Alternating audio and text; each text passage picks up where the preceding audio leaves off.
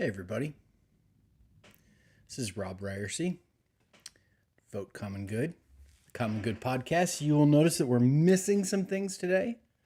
We are missing our snazzy little theme song.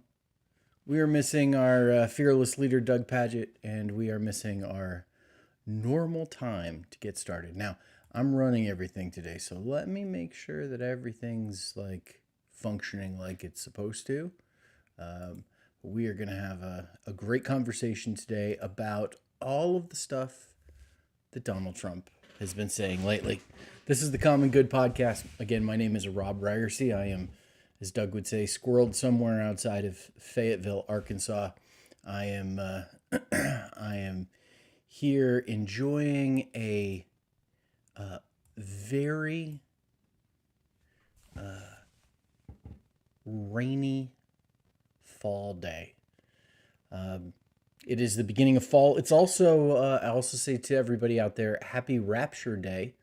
Apparently, some guy on the internet said that the rapture was going to happen. So, a bunch of people believe that. And, it's going to happen either today or tomorrow. So, if it doesn't happen today, just wait for tomorrow. It could happen tomorrow. Because clearly, if you believe in that kind of thing, Jesus was very clear that, people would be able to figure out when the rapture is going to happen. And B, I remember back in Bible college at a very fundamentalist Bible college that believed very much in the rapture and all of that pre-trib, pre-mill, dispensational, left behind kind of stuff. I remember saying the very heretical thing to my then girlfriend, now wife, Vanessa. I said, of all the things we believe, I think the rapture, if we're wrong about something, I think the rapture might be the thing that we're wrong about. It's the silliest thing that we believe. And, all these years later, it could happen today. It could happen during this podcast. Wouldn't that be something? That would really be something. Anyways, so hopefully you're having a great Rapture Day. We're going to have a great time talking about, Donald Trump and what he's been up to lately. I entitled this episode, Trump Said What? We have come to learn from Donald Trump that over a period of time, he is going to say all sorts of crazy things. He is going to say outlandish things. He's going to say things, especially when he goes off script with his teleprompter.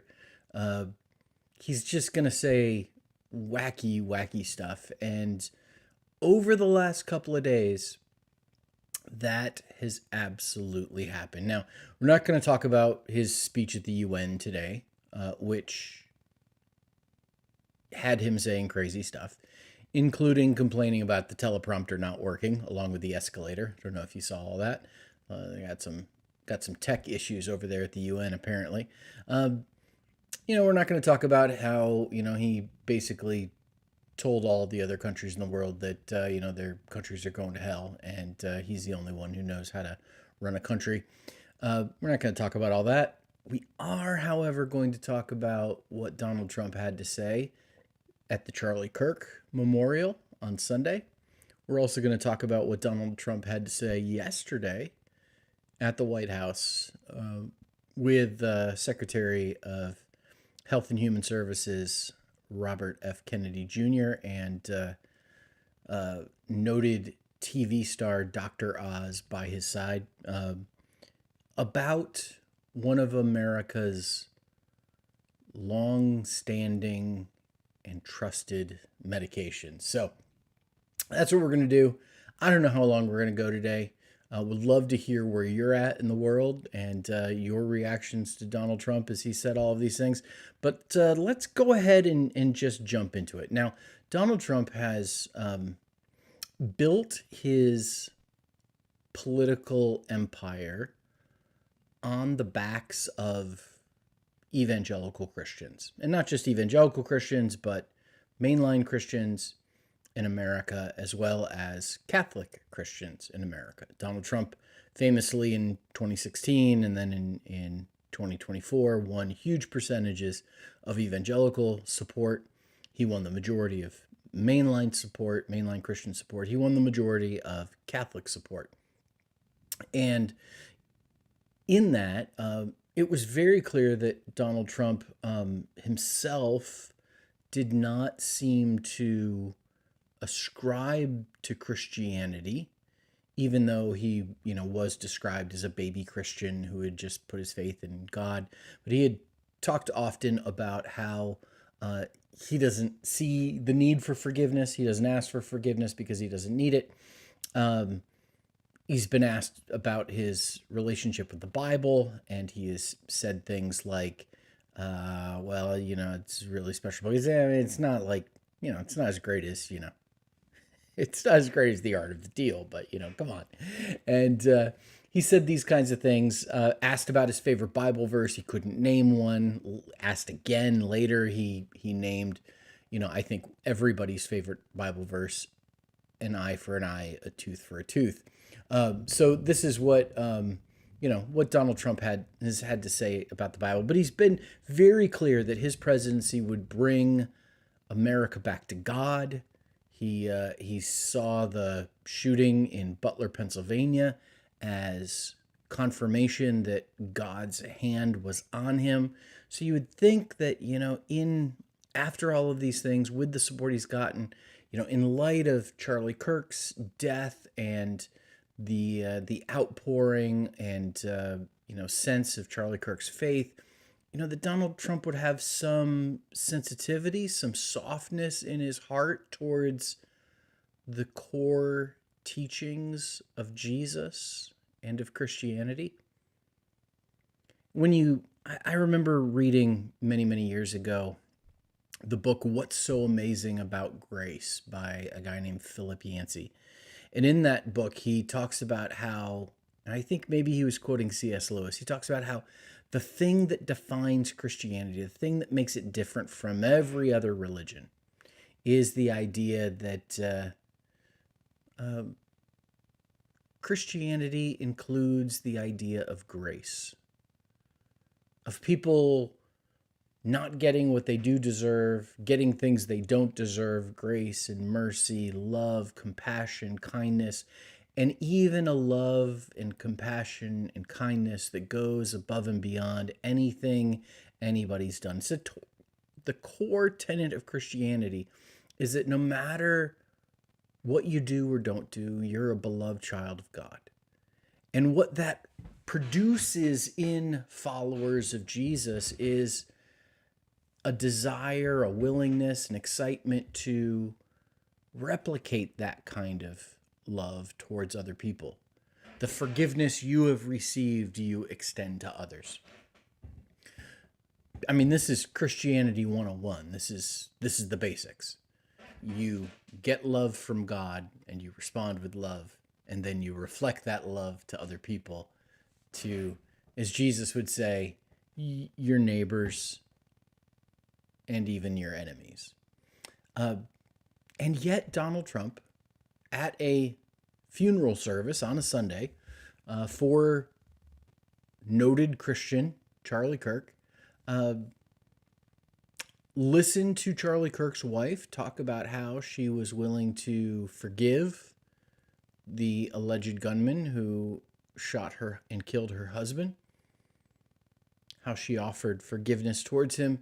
Donald Trump then took the stage, walked up to the lectern on the podium, and he had some other things to say. Have you heard this? This is what Donald Trump had to say. In that private moment on his dying day, we find everything we need to know about who Charlie Kirk truly was. He was a missionary with a noble spirit and a great, great purpose. He did not hate his opponents. He wanted the best for them. That's where I disagreed with Charlie. I hate my opponent, and I don't want the best for them. I'm sorry. I am sorry, Erica. But now Erica can talk to me and the whole group, and maybe they can convince me that that's not right, but I can't stand my opponent. Charlie's angry. Looking down, he's angry at me now. He wasn't interested in demonizing anyone. He was interested in persuading everyone to the ideas and principles he believed were good, right, and true. Before each appearance, he prayed these words: God, use me for your will. Always said the same thing: use me for your will. Isn't that nice? Use me for your will. And what is the will of God? The will of God is that all people will find forgiveness. But not so much Donald Trump's enemies. He says, I mean, Jesus could not have been clearer about what Christianity is all about. Love your neighbor, love your enemies. And Donald Trump here at the funeral of Charlie Kirk saying, yeah, I'm not going to do this. I'm not in so much for this. It reminds me of what Donald Trump Jr. once said, where he talked about how, the teachings of Jesus, we've tried that and it's failed. It hasn't worked. It's not the way we should go. And so Donald Trump celebrating the fact that he hates his opponents. And it's certainly true. We've heard how he speaks about how he spoke about Hillary Clinton. We have heard how he speaks about Joe Biden. Even just this weekend, talking about Joe Biden's cancer and, not wishing him well at all. Just the cruelest, most vindictive, anti-Christian president maybe we've ever had. Just at the funeral for a noted Christian leader saying in no uncertain terms, yeah, that whole Christianity thing, I'm not going to do that. I don't wish my political opponents well. I don't love my enemies. I hate them. And this is the one that got the vast majority of Christian support in the United States. Now, this isn't anything new. We have known that this was Donald Trump's approach in the past. We know that because, he said his favorite verse in the Bible was an eye for an eye, retribution. And he said he launched his campaign by talking about how he would be people's retribution. He would go after those that have gone after him. And we, saw this week where he posted on Truth Social what really should have been a text message to the Attorney General Pam Bondi. Maybe it was intended to, because I think he ended up deleting it. But he posted a long diatribe about how Pam Bondi as Attorney General, maybe she should be replaced as Attorney General if she won't start going after his political enemies and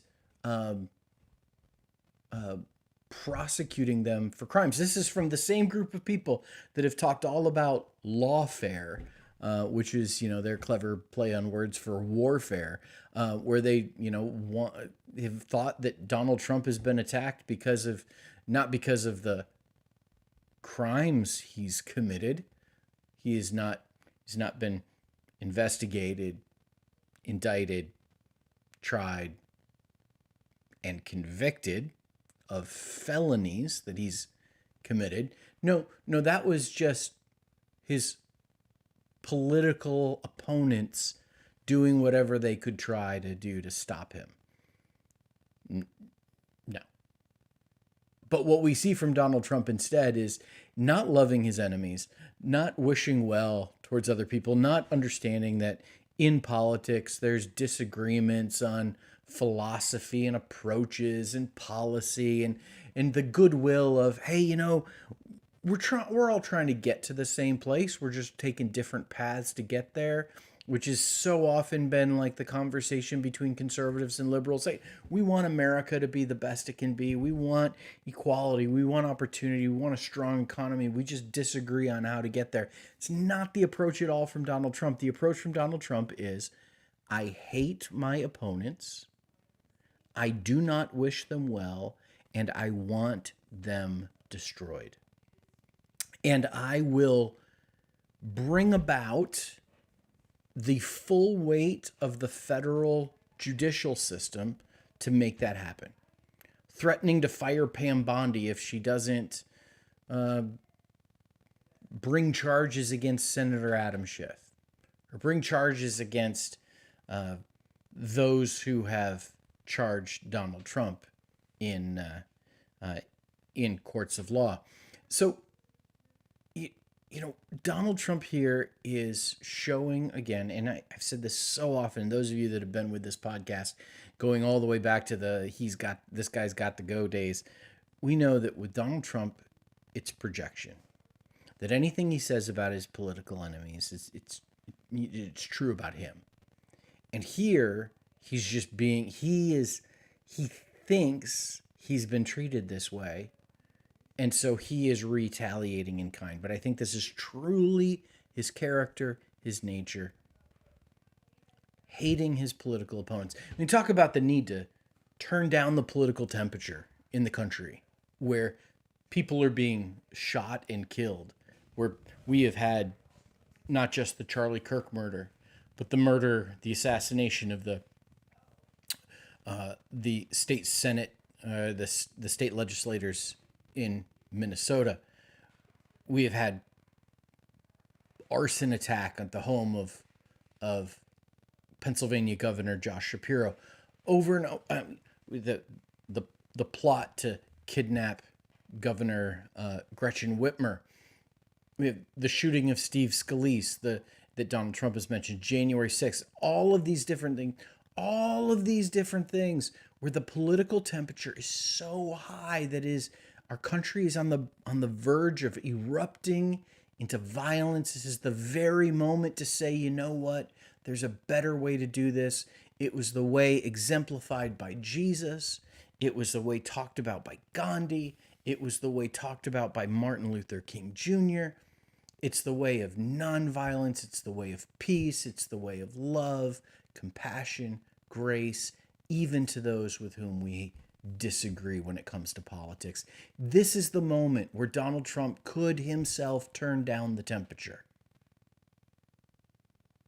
Does he do it? No, of course not. Of course not. He turns it up. He turns it up by saying, I hate my opponents. Posting on True Social that he absolutely wants his attorney general to prosecute his political opponents.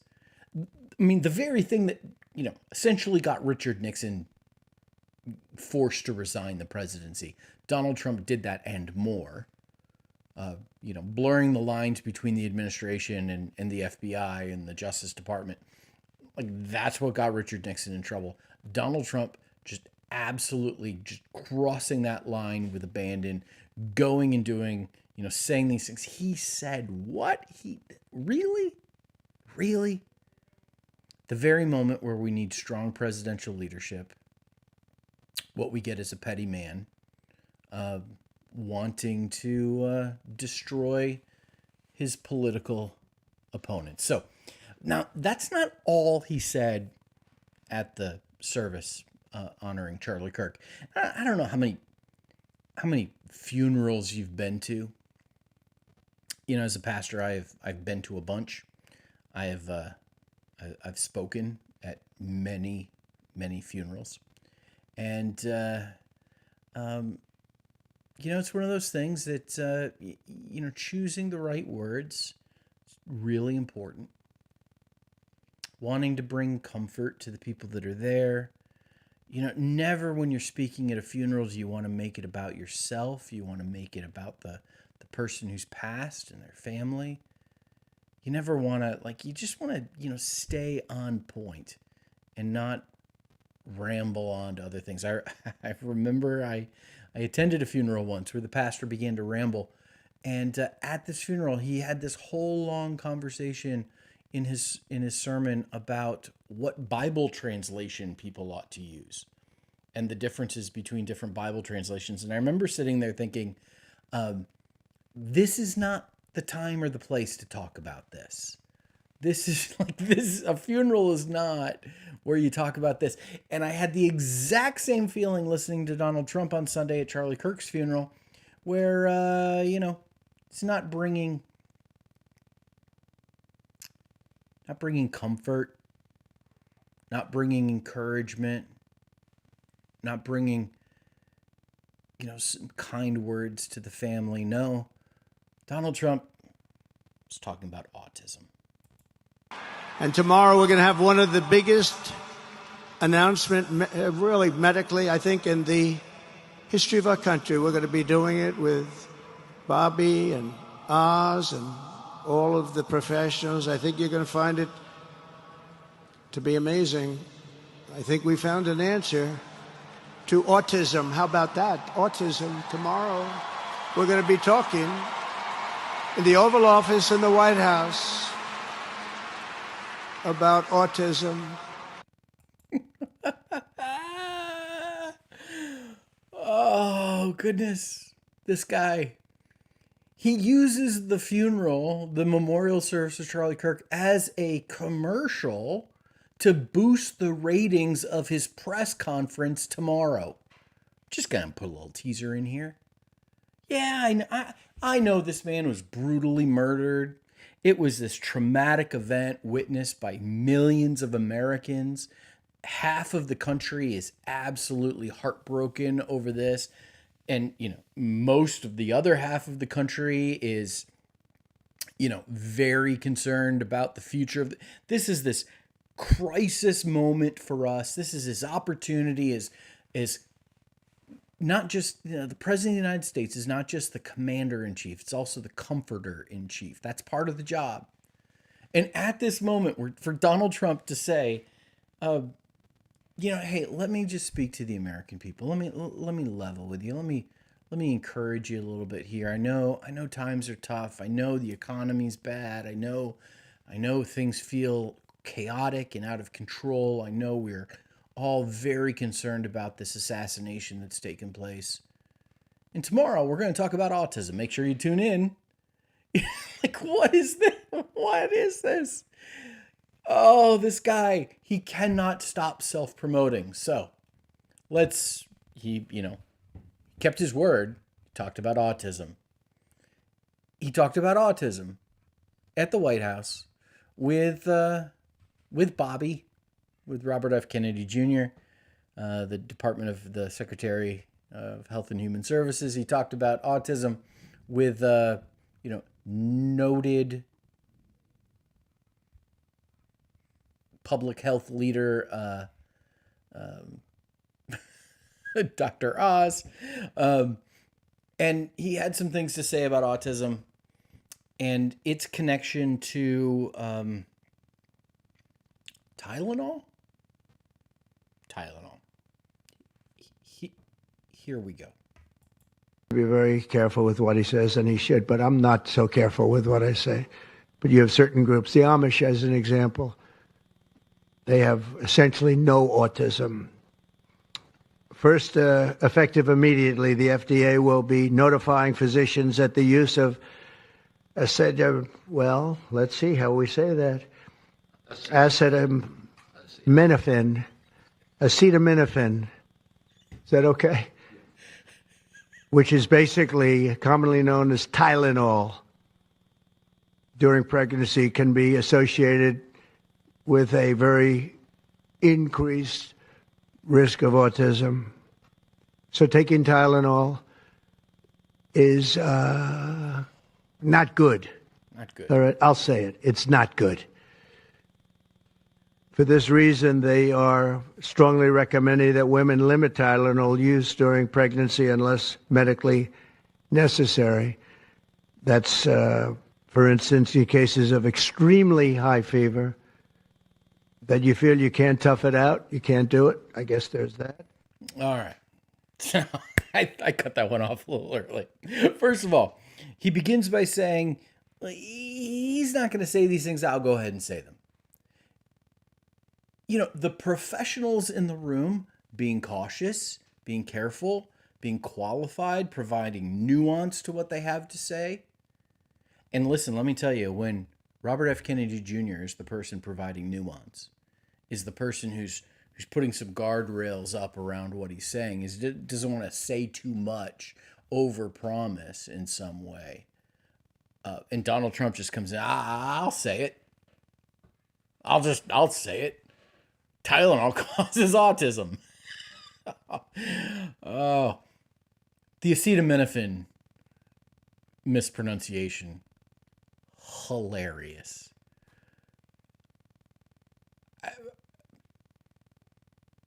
I get that, like, it's important that medicines have pronounceable names.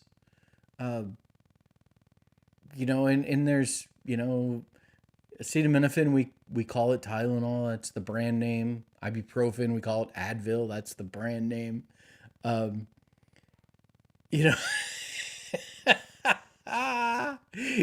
He's coming in with cannot pronounce acetaminophen. Has the doctors around him helping him out, because acetaminophen, not a common product in America, right? I'm being sarcastic. Tylenol is, like, it's gotta be. I didn't look this up. It's gotta be the most used drug in America, right? It's gotta be. I'm sure it's past aspirin. I don't think Advil is as popular as Tylenol. It is, like, it's one of those brand names like Kleenex or Google or Photoshop that have become synonymous, Q-tip, with the product itself. We could have a generic bottle of acetaminophen, the great value acetaminophen that we got from Walmart, in the drawer, and if my wife has a headache, she'll say to me, hey, could you go get me a couple of Tylenol? Like, it's one of those things that it is so synonymous. He doesn't know the words, but then he is making this connection between the use of Tylenol and autism. And he is very clear about just making sure we don't use it. Here's what else. He went on to say this. Nothing bad can happen. It can only good happen. It can only good happen. But with Tylenol, don't take it. Don't take it. And if you can't live, if your fever is so bad, you have to take one, because there's no alternative to that. Sadly, first question, what can you take instead? It's actually, there's not an alternative to that. And as you know, other of the medicines are absolutely proven bad. I mean, they've been proven bad with the aspirins and the Advils and others, right? And they've been proven bad. So, okay. So Donald Trump is basically completely destroying the credibility of every painkiller medication that's available over the counter here in the United States. Tylenol, not good. Don't take it. Don't take it. Don't take it. And the first question you're going to ask is, well, if I can't take Tylenol, what can I take? Aspirin? No, proven bad. Advil? No, proven bad. When was aspirin proven bad? When was Advil proven bad? When was Tylenol proven bad? When has any of this been proven bad? Now, listen, I'm not a doctor. And I would dare say Donald Trump is not a doctor either. And yet here he is, just doling out medical advice to the American people, pregnant women in particular. And I gotta ask something else. Listen, I've watched Bobby Kennedy over the last few years. I watched his presidential campaign. I watched as he became Director of Health and Human Services. I've listened carefully to what he's had to say. And he's had a lot to say about vaccines. And I have heard from Bobby Kennedy and other anti-vaxxers that vaccines cause autism. Now, granted, I am not up on the, all of the, you know, I was going to say, the literature, the medical studies. I haven't done my research on heard commonly here in America a belief that Tylenol causes autism. Now, I think that's probably true for, there's probably fringe elements out there that believe this and have talked about it. But what has been common in the conversation in our country over the last several years is that those who believe that vaccines cause autism. And now I feel like we got a little bait and switch here. I feel like we were going down we got to get rid of the vaccines because they cause autism. And then all of a sudden, out of nowhere, it's actually Tylenol. We got to get rid of the Tylenol. No, clever people on the internet have pointed out that the first case of autism was diagnosed, I think, in the early 50s, before Tylenol was even invented. So where did that person's autism come from, if not from the Tylenol? This is just utterly ridiculous. And speaking of utterly ridiculous, here's one more thing Donald Trump had to say. This country is going through what parts of the world are going through. And I will say there are parts of the world that don't take Tylenol. Mm-hmm. I mean, there's a rumor, and I don't know if it's so or not, that Cuba, they don't have Tylenol because they don't have the money for Tylenol, and they have virtually no autism, okay? Tell me about that one. And there are other parts of the world where they don't have Tylenol, where they don't have autism. That tells you a lot. I mean, there should be no medical studies. There should be no more debate. There should be no more discussion. Donald Trump heard a rumor that people in Cuba don't take Tylenol. And Cuba doesn't have autism. Now, first of all, this is the first. Is this not the first good thing we've ever heard about Cuba, right? I thought Cuba was the worst country in the world and, absolutely horrible. Here we are with, something positive said about Cuba, that there is no autism.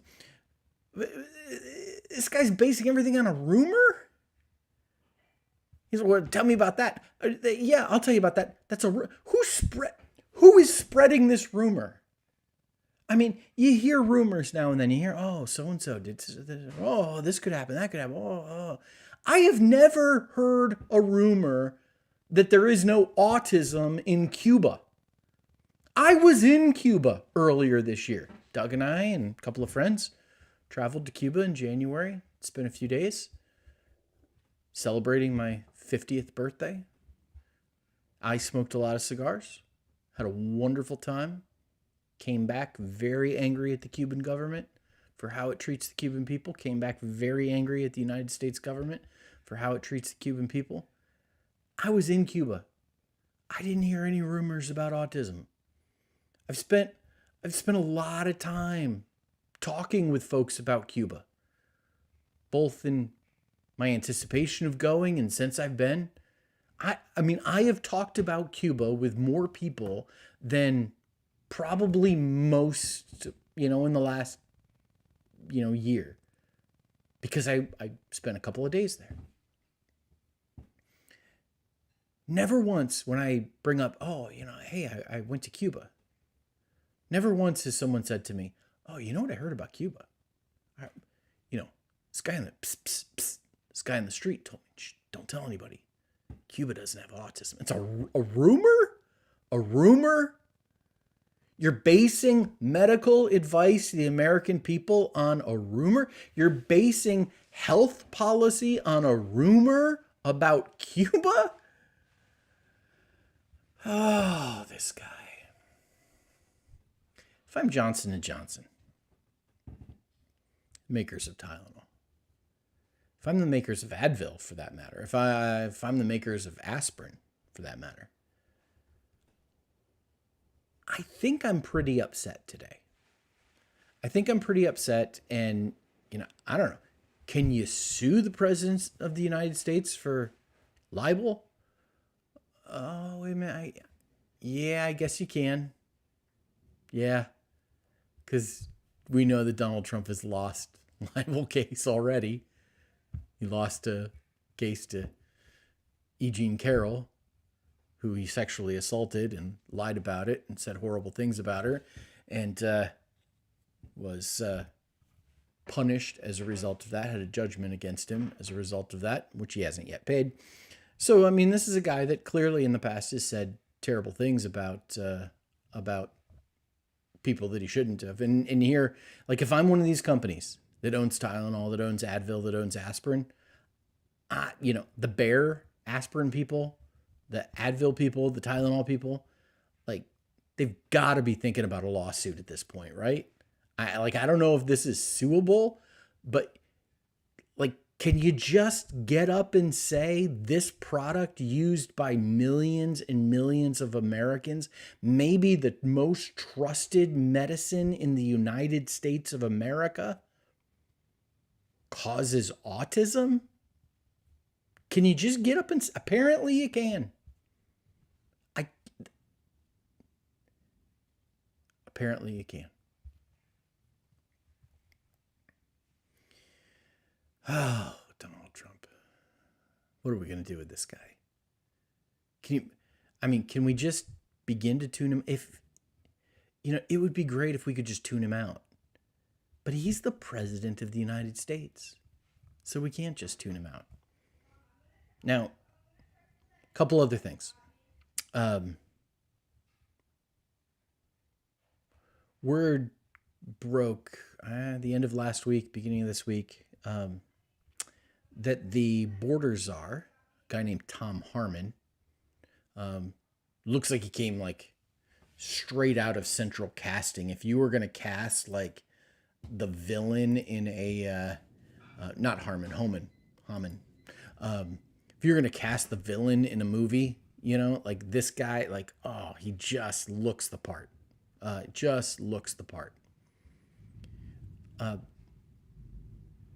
Word came out that he apparently, allegedly, accepted $50,000 in cash, a bag of cash from FBI agents, basically accepting a bribe. And rather than, drain the swamp, rather than root out the deep state, rather than going after the corruption that exists in untrustworthy governmental leaders, unelected bureaucrats like Tom Homan, the border czar, rather than doing any of that, Donald Trump's Department of Justice killed the investigation. Said, nah, he's our guy. We're not going to investigate. So, there's that. And the good news. The good news is Jimmy Kimmel will be back on TV tonight. His suspension was lifted. His indefinite suspension turned out not to be a firing. And Jimmy Kimmel will be back on late night ABC tonight. Are you going to watch? Going to check it out? Listen, I fully supportive of Jimmy Kimmel, fully supportive of Stephen Colbert, mildly, maybe kind of supportive of Jimmy Fallon, not a big fan. Could we say this about late night television? It needs to be reinvented, right? Like, somebody do something different.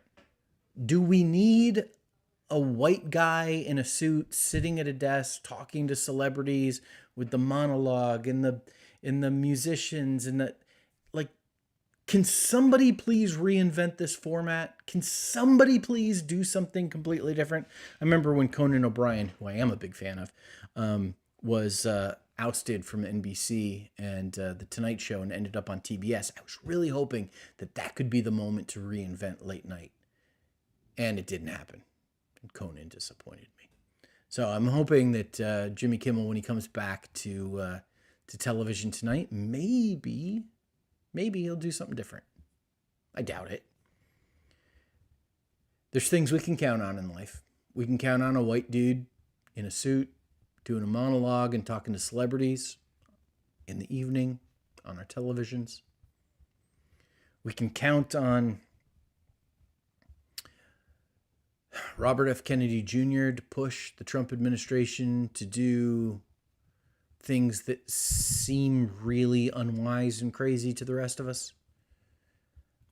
And we can absolutely count on Donald Trump to say the dumbest things.